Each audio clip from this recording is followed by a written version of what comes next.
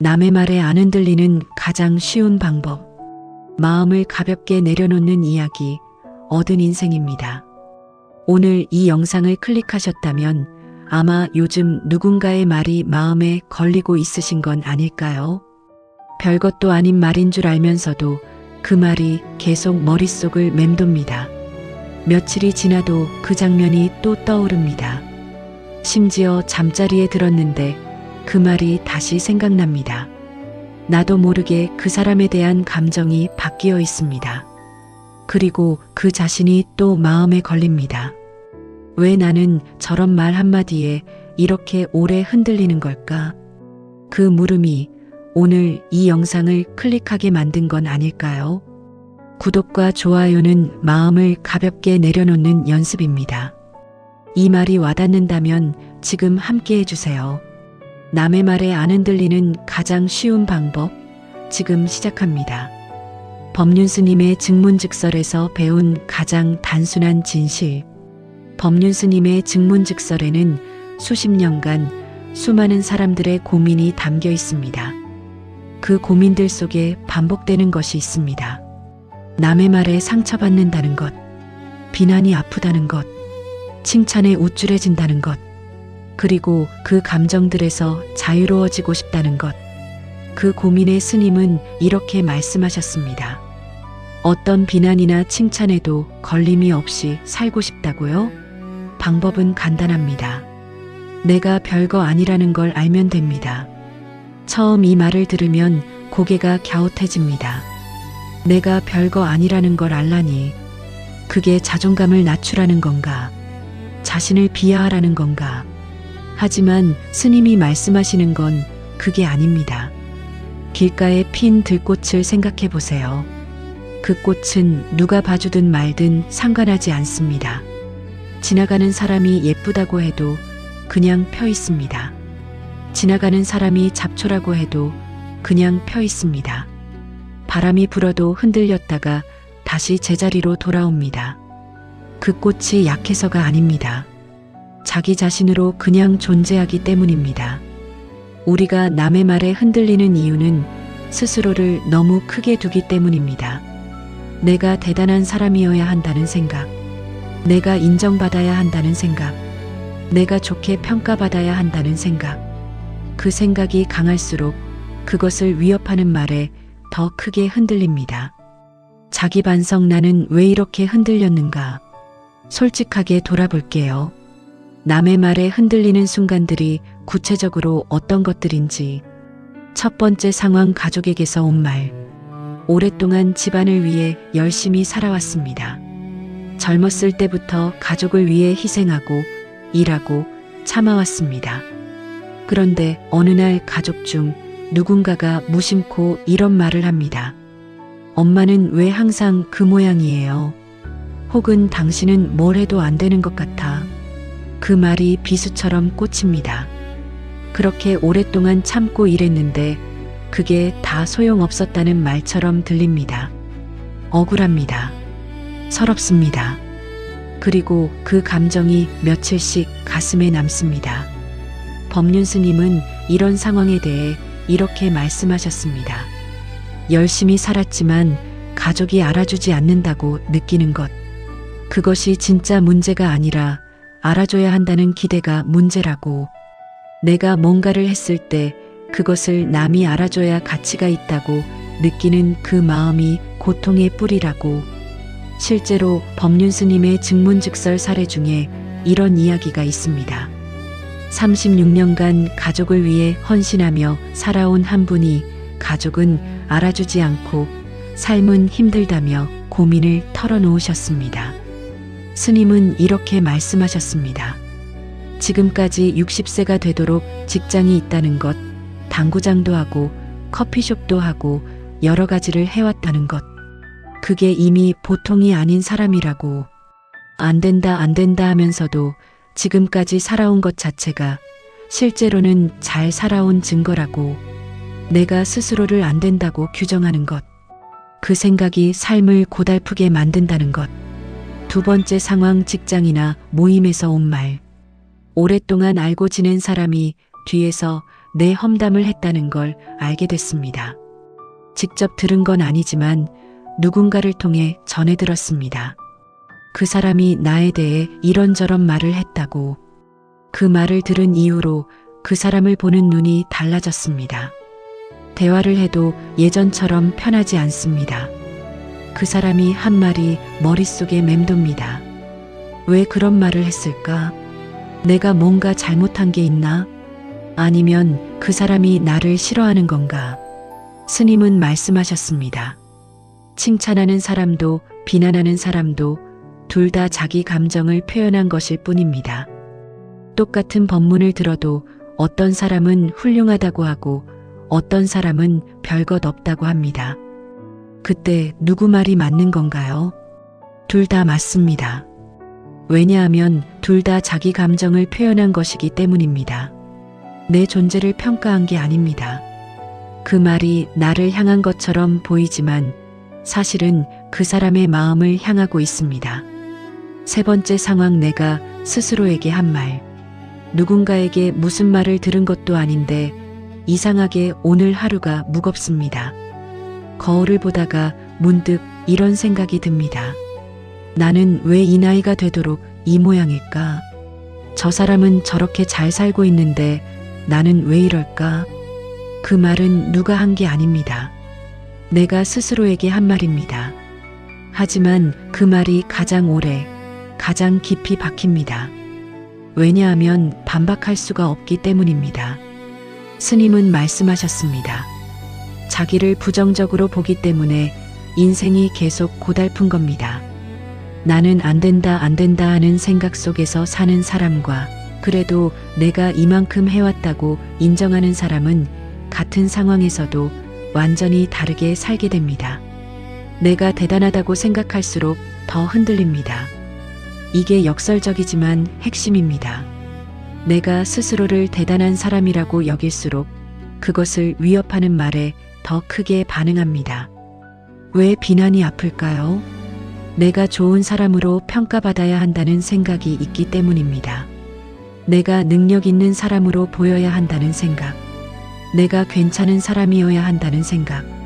그 생각이 강할수록 그것을 부정하는 말이 더 아프게 느껴집니다. 반대로 왜 칭찬에 우쭐해질까요? 칭찬이 그 기대를 확인해 주기 때문입니다. 봐, 내가 맞았어. 나는 좋은 사람이야. 나는 능력 있는 사람이야. 그 확인이 기분 좋게 만듭니다. 하지만 그 기분은 오래가지 않습니다. 또 다른 확인이 필요해집니다. 법륜 스님은 이렇게 설명하셨습니다. 내가 별거 아니라는 걸 알면 칭찬해도 우쭐할 게 없습니다. 칭찬하는 사람이 잘못 본 거라고 생각하면 됩니다. 비난해도 걸릴 게 없습니다. 비난받을 만하죠. 나는 별거 아니니까 하고 생각하면 됩니다. 이게 자신을 비하하는 게 아닙니다. 내 존재를 칭찬이나 비난으로 판단하는 것에서 자유로워지는 겁니다. 내 가치가 남의 말에 달려있지 않다는 것을 아는 것. 그게 진짜 자유입니다. 그 사람의 말은 그 사람의 감정 표현입니다. 법륜 스님이 증문즉설에서 반복적으로 강조하시는 것 중 하나가 이겁니다. 남이 나를 비난할 때 그 비난은 나를 향하는 게 아닙니다. 그 사람의 감정 상태를 표현하는 겁니다. 같은 꽃을 보고도 어떤 사람은 예쁘다고 하고 어떤 사람은 호박꽃이 제일 예쁘다고 합니다. 그 차이는 꽃에 있는 게 아닙니다. 그 사람이 어떤 사람이냐에 달려 있습니다. 마찬가지로 나를 비난하는 사람은 그 사람의 감정 상태에서 그 말을 하는 겁니다. 그 사람이 피곤하거나 스트레스를 받았거나 자신의 불안을 해소하기 위해 남을 깎아내리는 방식을 쓰는 사람이거나 그 말이 나에 대한 정확한 평가가 아닐 수 있습니다. 실제 사례를 들어볼게요. 오랫동안 함께 일해온 동료가 어느 날 회의에서 내 의견을 가볍게 무시했습니다. 그 후로 그 동료에 대한 감정이 바뀌었습니다. 그 사람이 나를 싫어하는 건가? 내가 뭔가 잘못한 건가? 그 생각이 며칠을 이어졌습니다. 하지만 나중에 알고 보니 그날 그 동료는 개인적으로 매우 힘든 일이 있었습니다. 내 의견을 무시한 게 나 때문이 아니었습니다. 그냥 그 사람의 상태가 그랬던 겁니다. 스님의 말씀처럼 손가락은 이쪽을 향해 있는 것 같지만 손가락 끝은 결국 그 사람 자신에게 향하고 있습니다. 그 말은 나에 대한 이야기가 아니라 그 사람의 감정 이야기입니다. 철판을 까는 게 아닙니다. 여기서 오해하기 쉬운 게 있습니다. 남의 말에 흔들리지 않는 것이 뻔뻔하게 아무것도 신경 쓰지 않는 것처럼 들릴 수 있습니다. 그렇게 살면 사람이 너무 차가워지는 거 아닌가? 감정이 없어지는 거 아닌가? 스님은 이 부분을 명확하게 말씀하셨습니다. 철판을 까는 게 아닙니다. 내가 별거 아닌 줄을 알게 되면 자연스럽게 걸리지 않게 되는 겁니다. 차이가 있습니다. 철판을 까는 건 억지로 감정을 막는 겁니다. 상처받으면서도 안 받은 척하는 것. 그건 감정이 속에서 쌓입니다. 언젠가 터집니다. 하지만 내가 별거 아닌 줄 아는 것은 다릅니다. 그 말이 내 가치를 결정하지 않는다는 걸 아는 것. 그 알미 있으면 말이 와도 걸리지 않습니다. 막는 게 아닙니다. 그냥 지나갑니다. 바람처럼 내가 가진 것을 보면 달라집니다. 법륜 스님은 증문즉설에서 이런 이야기를 하셨습니다. 우리가 가진 것들을 제대로 본다면 남의 말에 이렇게까지 흔들리지 않는다고. 눈이 있어서 이 세상의 색깔을 볼 수 있습니다. 그게 얼마나 엄청난 재산인지 눈이 없는 사람을 생각해 보면 압니다. 귀가 있어서 소리를 들을 수 있습니다. 음악을 감상할 수 있습니다. 사람들의 목소리를 들을 수 있습니다. 그게 얼마나 귀한 것인지 귀가 없는 사람을 생각해 보면 압니다. 내 생각을 말로 표현할 수 있습니다. 손이 있어서 무언가를 만지고 만들 수 있습니다. 두 발이 있어서 걸을 수 있습니다. 이것들을 돈으로 환산할 수 없습니다. 이 엄청난 재산을 이미 가지고 있는 사람에게 누군가의 말 한마디가 그렇게까지 중요한 것인가를 생각해 보세요. 칭찬 한마디가 내 삶을 바꾸지 않습니다. 비난 한마디가 내 가치를 결정하지 않습니다. 이미 나는 충분한 것들을 가지고 있습니다. 그 인식이 생기면 남의 말에 대한 반응이 달라집니다. 그렇게 살고 싶다는 말의 진실. 법륜 스님의 증문즉설에서 한 분이 이런 질문을 하셨습니다. 어떤 비난이나 칭찬에도 걸림이 없이 바람소리처럼 듣고 시냇물처럼 걸림없이 살고 싶은데 어떻게 하면 될까요? 스님의 대답이 예상 밖이었습니다. 그렇게 살고 싶다고 하는 건 사실 그렇게 살기 싫다는 말이라고. 처음에는 이게 무슨 말인가 싶습니다. 살고 싶다고 했는데 왜 살기 싫다는 말이라고 하는 건가? 스님은 설명하셨습니다. 주고 싶은데 못한다는 말은 주기 싫다는 말입니다. 일어나고 싶은데 못 일어나겠다는 말은 일어나기 싫다는 말입니다. 정말 살고 싶다면 그냥 살면 됩니다. 살고 싶은데 안 된다고 느끼는 건 실제로는 그렇게 살기 싫어서 안 되는 겁니다. 이 말이 처음에는 당황스럽습니다. 하지만 가만히 생각해 보면 맞는 말입니다. 남의 말에 흔들리지 않으면서도 사실은 남이 나를 좋게 봐주길 바랍니다. 비난에 걸리지 않으면서도 사실은 비난받고 싶지 않습니다. 그 두 가지를 동시에 원하기 때문에 안 되는 겁니다. 진짜 걸림없이 살고 싶다면 남의 시선 자체를 내 삶의 기준에서 빼는 것이 필요합니다. 그게 어렵게 느껴진다면 아직 남의 시선이네. 삶에 중요하다는 것을 솔직하게 인정하는 것부터 시작하면 됩니다.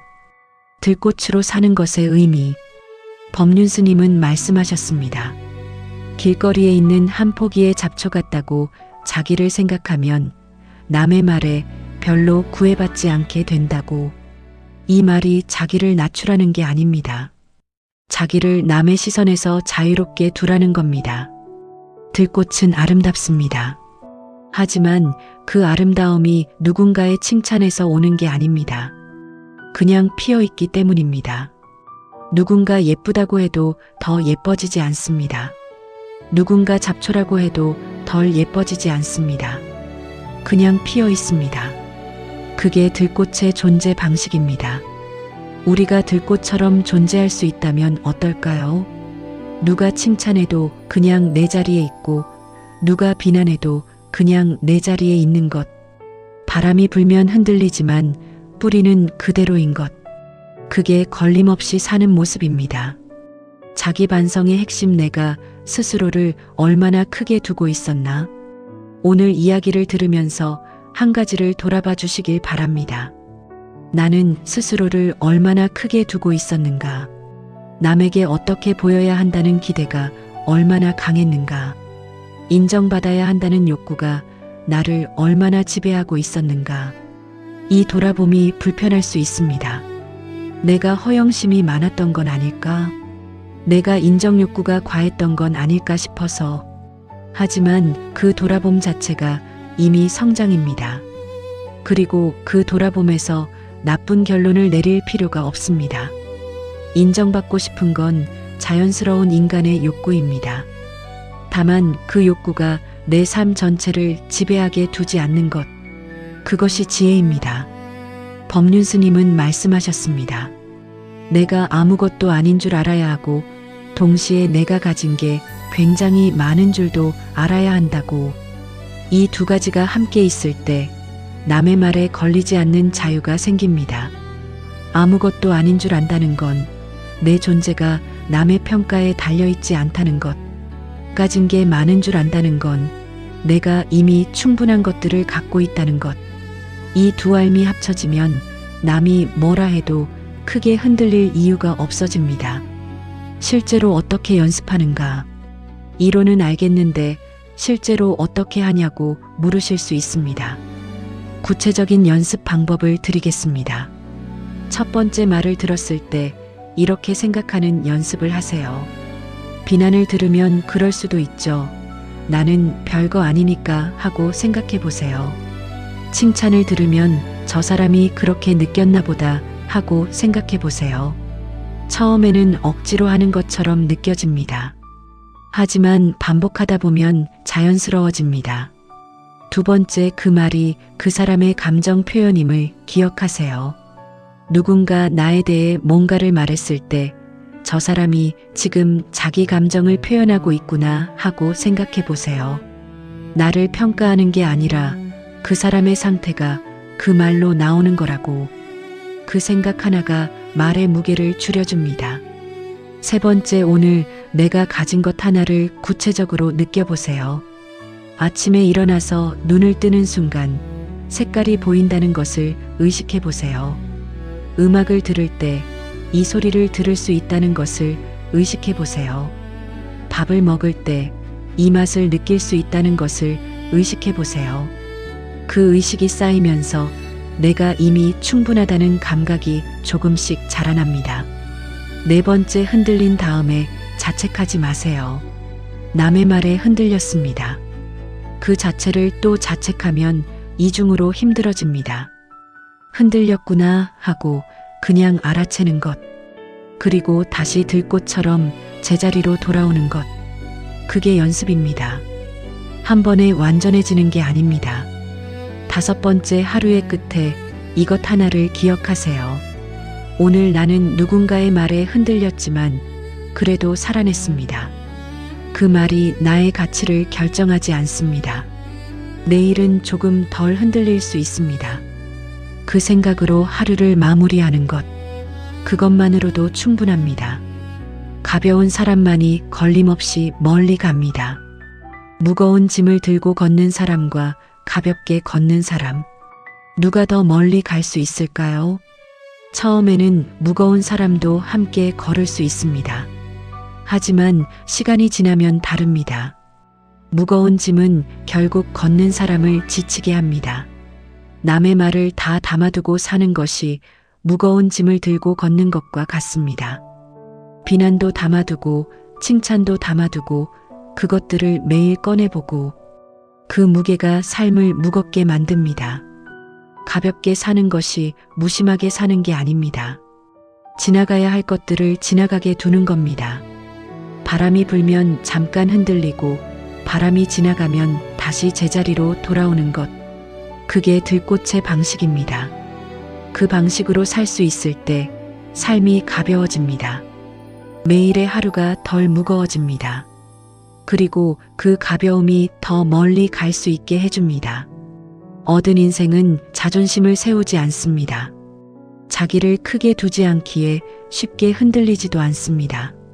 얻은 인생이 앞으로도 마음을 가볍게 하는 이야기를 함께 나누겠습니다. 오늘 이 이야기가 지금 마음에 걸린 그 말을 조금이나마 가볍게 내려놓는데 도움이 됐다면 구독과 좋아요로 함께 걸어주세요. 가벼운 사람만이 걸림없이 멀리 갑니다. 오늘 당신의 짐이 조금 더 가벼워지길 진심으로 바랍니다.